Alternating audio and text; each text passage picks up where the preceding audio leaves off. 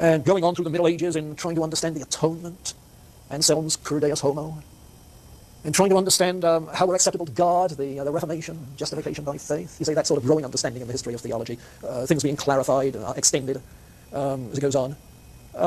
It could be that what Aquinas is saying is that that sort of process is the case in the history of the interpretation of any passage. And just as we ascribe the development of Christian theology to the providential activity of God, so perhaps we should ascribe a history of the interpretation of a biblical passage to the providence of God.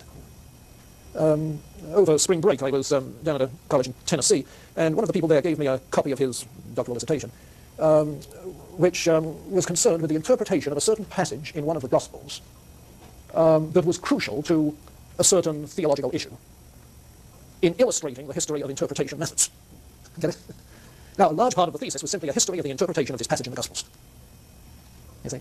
And by looking at the historical development of the interpretation of this one brief passage in the Gospels, he was able to crack open the history of interpretation and the way it varied. You see?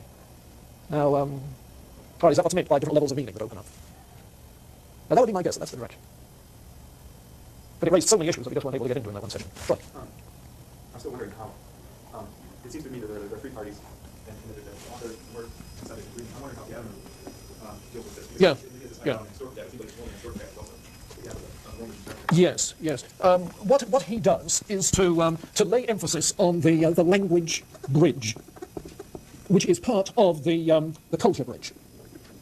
Now, if you're talking about two different cultures, then the bridge is a narrower one, but it's still there, a cross-cultural bridge of some sort by virtue of commonalities. It's always a human bridge. But plainly, it's much easier to understand things in your own linguistic and cultural tradition than another. Now, his appeal then is to language. Paul Ricoeur, in his approach, and he's in the same general ball field, lays emphasis specifically on the text, much more strongly. I think that's Ricoeur who does that. Let me check my note a little bit. Somewhere, where did it go?